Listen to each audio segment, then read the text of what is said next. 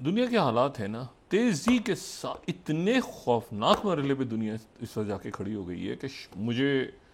ये अपनी मेमोरीज़ में नहीं याद आ रहा कि इस तरह से एकदम जैसे लगता है कि आतिश फिशां चारों तरफ जो है वो लावा फट रहा है या फटने को है या क्या सूरत हाल डेवलप हो रही है। देखें, जो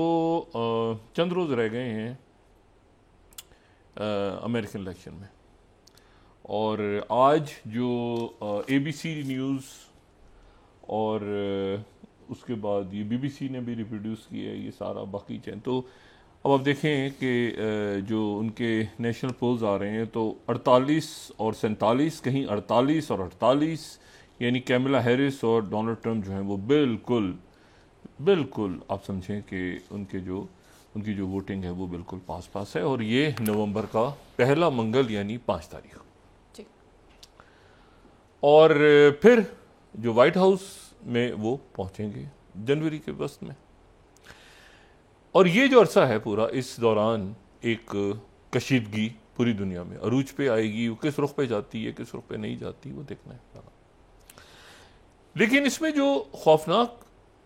आने वाले दिनों में खौफनाक और बड़े पेचीदा मामला हो सकते हैं, उसमें से एक तो ये है कि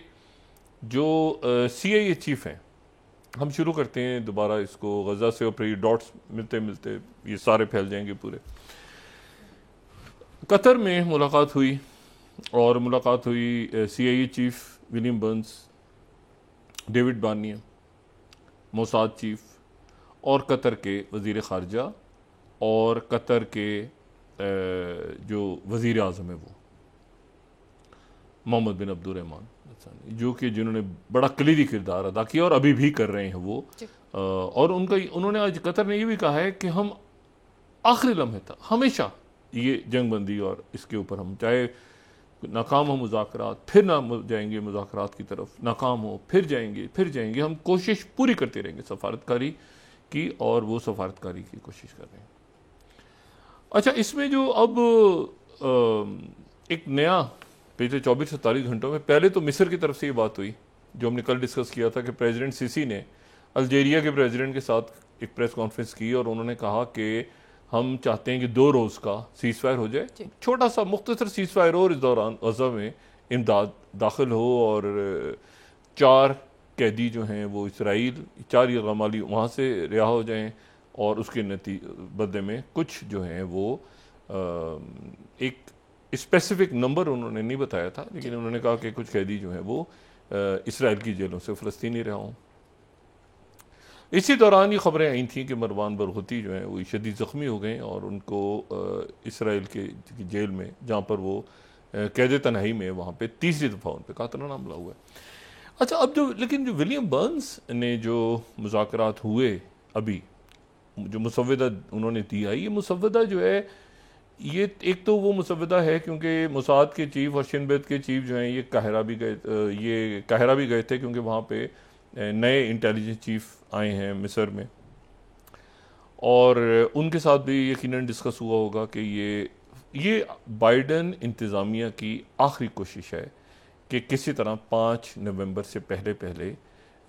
कोई बेहतरी की खबर आ जाए इस पूरे खित्ते से, जो कि भड़क रहा है, जो आग व खून के दरमियान। तो उन्होंने जो विलियम बर्न्स ने जो एक नई पेशकश की है, वो उन्होंने कहा है कि 28 रोज़ की जंगबंदी कर दी जाए, 28 रोज़ की जंगबंदी की जाए। और ये 28 रोज़ की जो जंगबंदी है, ये इस दौरान जो है वो कैदी भी रहा हों, और ये अच्छा, इस मुसव्वदे को लेकर जो मतलब वही उसी तरह से, लेकिन 28 रोज़ का, ये वो 28 रोज़ हैं जिसमें जो जनवरी तक जाएंगे, और यानी अब वो विलियम बर्न्स और बाइडेन इंतज़ामिया चाह रही है हर सूरत कोई एक अच्छी खबर आ जाए मशरिक़ वस्ता के हवाले से, ये इलेक्शन से पहले, 5 नवंबर से पहले। तो 28 रोज़ की जंगबंदी का फार्मूला उन्होंने मोसाद चीफ के हाथ पे रख दिया, और साथ ही मॉस हुस्टन जो कि लेबनान के साथ जो इसराइल की जंग छिड़ी हुई है, तो उसमें मॉस हुस्टन जो है उनकी तरफ, और फ्रांस उसमें इन्वॉल्व है, और बाकी मुल्क भी उसमें इन्वॉल्व हैं, कि एक तो ये फ्रंट है और एक वो फ्रंट है, गज़ा का फ्रंट। गज़ा और जिसमें हमास एक फरीक है और एक वो जो कि लेबनान और जहाँ पे हिजबुल्ला फरीक है जी। उस हवाले से भी उन्होंने कहा कि यहाँ पर एक जो है वो जंगबंदी का माहिदा आगे हो और उसमें यह है कि जो लतानी रिवर है, लतानी रिवर से नीचे जनूब में विड्रॉ कर जाए, जो इसराइली फ़ौज है वो जनूबी लेबनान से बाहर आ जाए और सिर्फ एक सिंबॉलिक उनकी प्रेजेंस रह जाए, और 1701 की जो करारदाद है यूनाइटेड नेशंस की उसको ना छिड़ा जाए, कोई नई करारदाद ना लाई जाए, पुरानी करारदाद के तहत ही जो कि 2006 में जो कि पास हुई थी। तो उसमें यह है कि वो जनूबी लेबनान को छोड़ दें, वहां से आ जाएं और हिजबुल्लाह जो है वो भी पीछे चली जाए, और ये जो जगह है, ये जगह जो है पूरी ये संभाल ले लेबनान की फौज। ठीक है, 5 से 10 हज़ार लिबनान की फौज आ जाए, हिजबुल्लाह ना हो, इसराइल भी ना हो, हिजबुल्लाह भी ना हो, और यहाँ पर लेबनान की फौज आ जाए। और जो यहाँ पर यूनाइटेड नेशंस की अमन फौज है, जिस फौज में इंडोनेशिया, भारत, मुख्तलिफ मुल्क हैं, तो उनमें जो अक्सरियत है वो बरतानिया, फ्रांस और जर्मनी की आ जाए, यूरोपियन मुल्क, क्योंकि यूरोप को ज़्यादा लेबनान के लिए भी काबिल कबूल है यूरोप के ममालिक, और इसराइल को भी ज़्यादा कोई इतराज़ नहीं होगा। तो वहाँ पर जो तादाद है अमन फ़ौज की वो, तो ये एमॉस होस्टन जो है, अच्छा एमॉस होस्टन जो है वो ये वही है जो नुमाइंदा खसूसी बाइडन इंतज़ामिया के मशरिक़ वस्ता, और जिन्होंने ये लेबनान और जॉर्डन और इजिप्ट, इन तमाम के दरमियान ये जो ऑयल और गैस के मुआहदे करवाते, ये जो हैं ये इनकी यरूशलेम की पैदाइश है, और ये इसराइली फ़ौज में भी सर्व करते रहे। ठीक है, तो इसलिए ये ज़्यादा जो है इनको फ़लस्तीनी मामलात में नहीं डाला जाता, इनको वो लेबनान के जो ऑयल एंड गैस के मामलात में और बाकी मामलात में इनको इन्वॉल्व किया जाता है, क्योंकि ये जाहिर है कि एक इसराइली डिफेंस फोर्सेस में ये काम कर चुके हैं। लेकिन बहरहाल इनकी कोशिशें भी नाकाम हो गई और इनको पूरा यकीन था कि ये सीज़फायर हो जाएगा। अब ये जो है ये शायद आने वाले दिनों में वापस आ जाएं, अगले 1-2 दिन में, अगर ये बात आगे बढ़ती है, यानी लेबनान और इसराइल के दरमियान मामलात बेहतरी की तरफ जाते हैं। है वैसे ही इसराइल में इस वक्त, लेकिन इनका कहना ये है कि मैं वाशिंगटन में हूँ। इनका सोशल मीडिया का जो वो है, कह रहे हैं मैं वाशिंगटन में हूँ, लेकिन जो अरब ज़राए हैं वो कह रहे हैं कि ये तो इसराइल में बैठे हुए हैं, तल अवीव में बैठे। अब ये जो मुसवदा किया है कि 28 दिन की जंगबंदी, इसके ऊपर नेतन्याहू ने भी और हमास की लीडरशिप ने भी इसको रोक लिया है। आज तकरीबन 100 फलस्तीनी शहीद हुए हैं शुमाली गजा में, यानी शुमाली गजा जहां पर 1 साल से 100, और उसमें बयान ये हो रहा है कि कोई 45 बच्चे थे, और ये एक बड़ी इमारत वहाँ पे उसमें ये पनाह गज़ी ये ख़ानदान मुख्तलिफ जो ज़ख्मी और बीमार और ये सारे वहाँ पे इन्होंने पनाह ली हुई थी। तो उस बिल्डिंग के ऊपर वही जो 5000 पाउंड वजनी बॉम्ब्स गिरे और वो जो है वो तमाम बिल्डिंग तबाह हो गई जहाँ पे ये पनाह गज़ी थे शुमाली गजा में। और इसी तरह से जो तायर का इलाका है और बाकी जो इलाके हैं लेबनान पे, वहाँ पर भी स्ट्राइक्स हो रही हैं और इसराइल की फ़ौज की, और ये ज़ाहिर है एमॉस होस्टन की मौजूदगी इस वक्त की जब लेबनान में स्ट्राइक्स हो रही हैं तो वो अपनी प्रेजेंस शो नहीं कर रहे क्योंकि वो रोक नहीं पा रहे। वो इस वक्त एक लेम डक सी इंतजामिया हो गई है तो वो रोक नहीं पा रहे इस जंग को। नेतन्याहू जो है उनका ये कहना है कि ये वो इंतज़ार करेंगे 5 तारीख तक, 5 तारीख तक तो खींचेंगे मजीद, क्योंकि नेतन्याहू को ट्रंप सूट करता है। डोनाल्ड ट्रंप की आमद सूट करती है नेतन्याहू को, और सूट इसलिए करती है कि नेतन्याहू को ये पता है कि एक तो डोनाल्ड ट्रंप जो है वो ईरान के हवाले से ख़ास पॉलिसी, फिर डोनाल्ड ट्रंप जो है वो अपने दौर में तल अवीव से यरूशलेम कौंसलेट को उन्होंने कहा था कि मुंतकिल करो, और फिर ये है कि वो अब्राहम अकॉर्ड और ये सारे मामलात और ये, ठीक है ना, तो वो नेतन्याहू इंतज़ार कर रहे हैं कि वहाँ पे ट्रंप आ जाए तो फिर हम, कैमला हैरिस अगर आ जाती हैं तो कैमला हैरिस फौरी तौर पे एक तो ये सीज़फायर की तरफ जाएंगे और फिर इसराइल के ऊपर सख्ती से पाबंदी, क्योंकि इलेक्शन हो चुका होगा तो वो सख्त मौक़िफ़ लेंगे। अभी तो वो यार ज्यूज़ को भी खुश करना है तो इसको भी करना है तो उसको भी करना है कैमला हैरिस, लेकिन ट्रंप जो है बड़ी क्लैरिटी के साथ वो एक पॉलिसी लेकर, नेतन्याहू का ये ख्याल है, नेतन्याहू का ये ख्याल है, तो इसलिए वो 5 तारीख तक वो ये कि 5 के बाद फैसला करना है जो भी हमने करना है। 1 हफ्ता तो रहेगी, हफ्ता 10 दिन। अच्छा, इसी दौरान जो है वो तो एक तो ये वहाँ पे जंग जो है वो बड़े एक कठिन मरहले पे चली गई। अब ये देखना ये कि CIA चीफ जो है, देखें क्या ये इस वक्त सेक्रेटरी ब्लिंकन और CIA चीफ और ये सारे लोग जो हैं ये क्या कुछ कर सकते हैं कि नहीं कर सकते, क्योंकि हुआ ये है कि इसी दौरान हुतीज़ ने जिनके ऊपर स्ट्राइक करके, और बड़ी स्ट्राइक हुई थी हुतीज़ के ऊपर, और उनके सारे जो डिपोज थे वो तबाह हो गए, अमेरिकन ने कहा था तबाह, उन्होंने जो है वो 3 जहाज़ों पे अटैक किया है दोबारा हुतीज़ ने, 3 बहरी जहाज़ों पे उन्होंने अटैक किया है। अच्छा, 3 जहाज़, एक तो मुतारो है जहाज़, ठीक है, एक जो है वो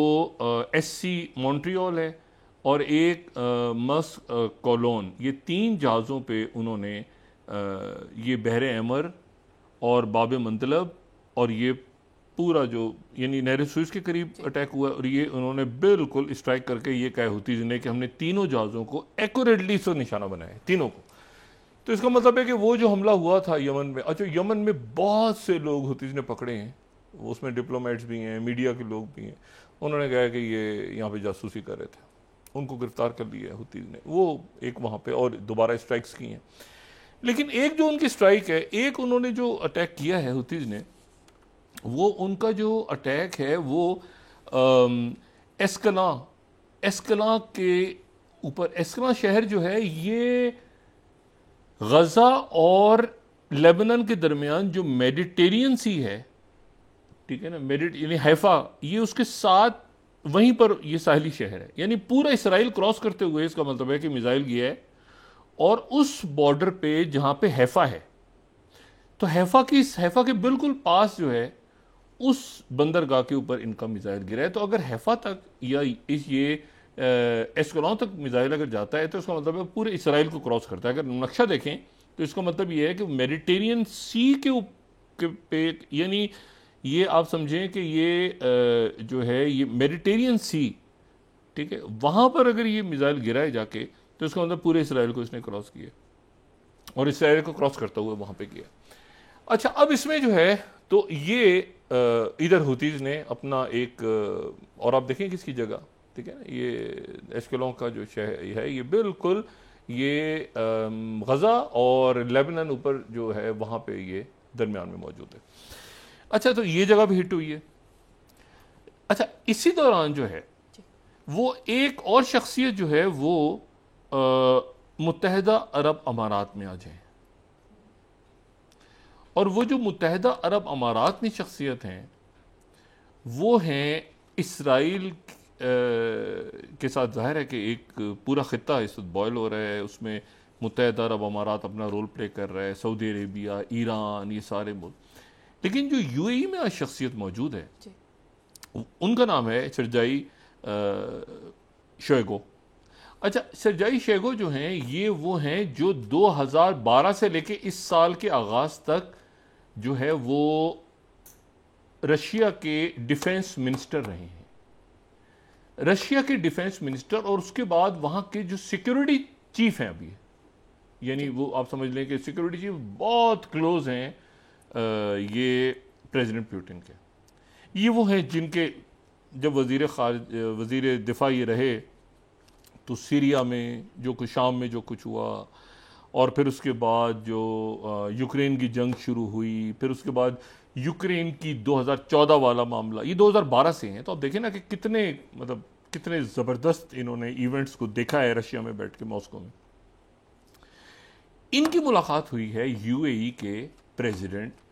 शेख मोहम्मद बिन जायद थे, और शेख मोहम्मद बिन जायद जो हैं ये अब चंद रोज़ पहले ही, पिछले दिनों ही तो ये मॉस्को से होकर आए हैं, और आज जो है ये